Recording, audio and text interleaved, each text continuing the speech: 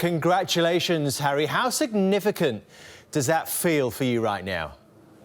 Yeah, cheers, guys. Yeah, that's massive. To come here and win the way we did, it's a big statement. And we wanted to start the season well. 3 wins out of 3. Yeah, it's been a fantastic start. How important was that first goal, do you think, Harry, just to give you that belief? Yeah, it's massive. We didn't play great in the first half. We done well to come in at 0-0, and we said we had to step up the tempo. And in these big games, whenever you're playing in these games away from home, the first goal is so important. And yeah, we got it, and then we punished them. Lucas, fantastic player, great finishes, and that's what we done well. And then we saw the game out great.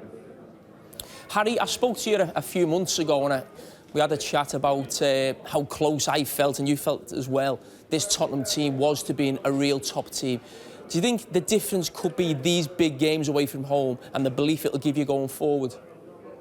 Yeah, definitely. That's the only way we're going to win the league. And we said we haven't started well in previous years. We always drop points here and there, and then we've had to play catch-up for the rest of the season. So I think the top 6 are so strong now. You have to stay up there. You have to stay around the top all the way through. And the only way to do that is to come to places like this and get the 3 points. So this will give us huge belief.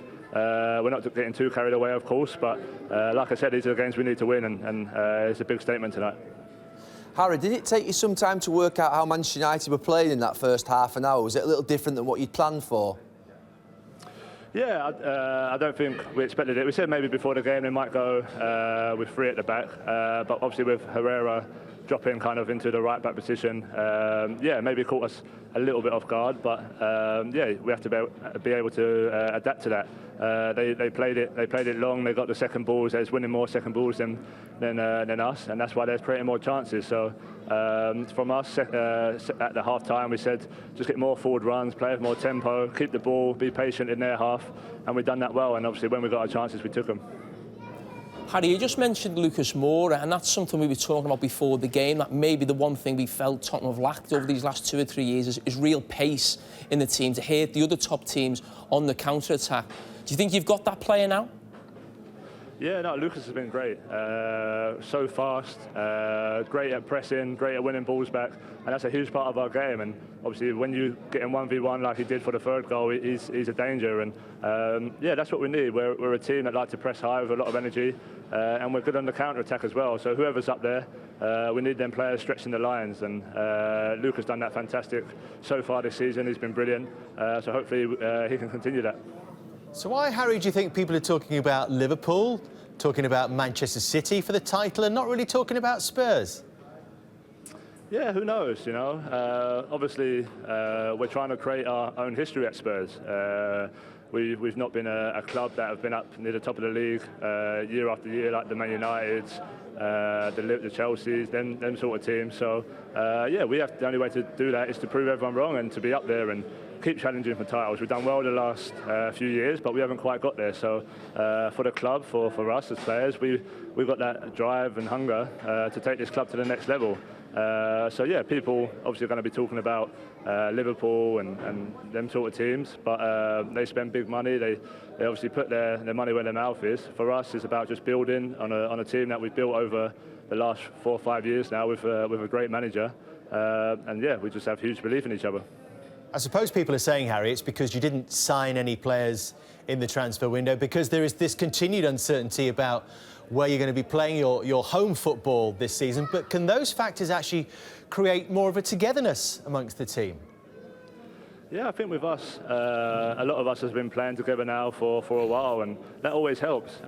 When you're not going through a good spell, you're there to pick each other up and drive each other on, and that's what we need, because it's a long old season and you're not going to play well every game. So it's when times like today, maybe in the first half we didn't play that well, but we stuck together and we kept going, and that's what we need to win the title. So yeah, the gaffer said he's not going to bring players in just for the sake of it. You know, he believes in this squad, and that's a huge bonus for us. So we've got to prove him right and prove the club right as well. Many congratulations, Harry. Thanks so much for speaking to us.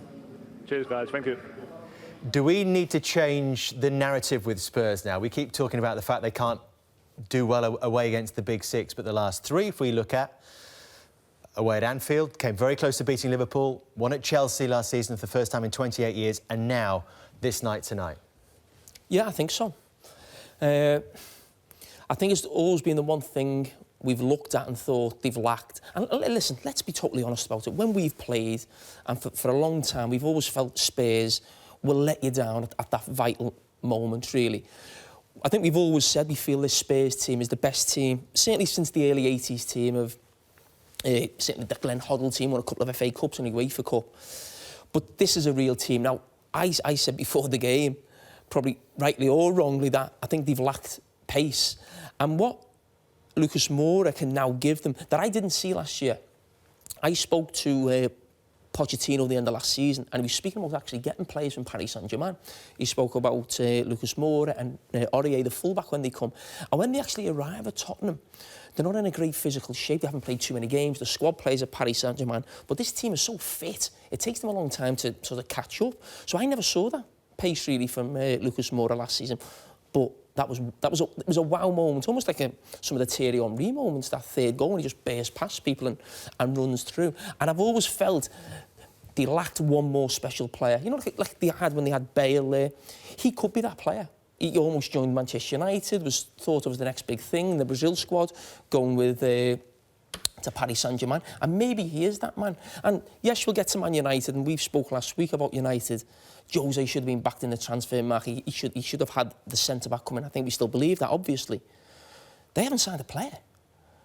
And they're producing performances like that, 9 points out of 9. And again, I think that just shows why we speak so highly of Mauricio Pochettino, and we have done for the last 4 or 5 years, and I don't see it changing. Well, do you think, Gary, that tonight will be remembered for Spurs and their attacking pursuits, or failings from Manchester United, and how significant that might be moving forward?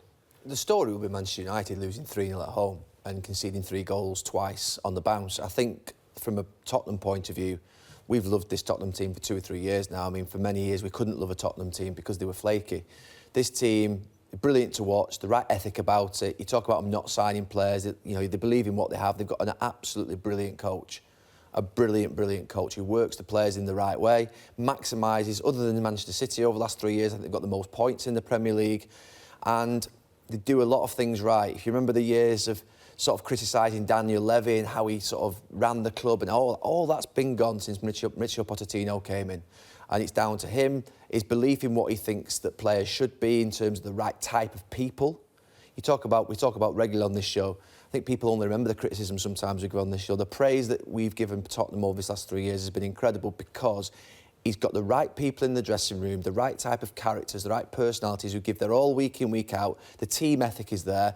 And like you say, you just mentioned Lucas Moura there. It takes 12 months for players to adapt to what actually is required at Tottenham, and that is an incredible amount of hard work aligned with a really good understanding technically and tactically of what they're trying to do. And then you see eventually players like Lucas Moura, and there's been others amongst them who then come good in the end. And I have to say, Tottenham tonight, they had a frantic first 30 minutes to deal with, but we were sat there after 15, 20 minutes, and if they get through this first 30 minutes, they should pick United off, because there was a desperation to United, and they did.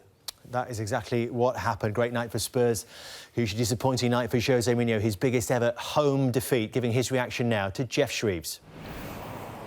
Jose, you changed 6 players, you changed the system, you started brightly. Where and how did it go wrong tonight? You know, don't you? Mistakes in the defence once again? We worked very, very well during the week. We prepared the game very well. We play very well.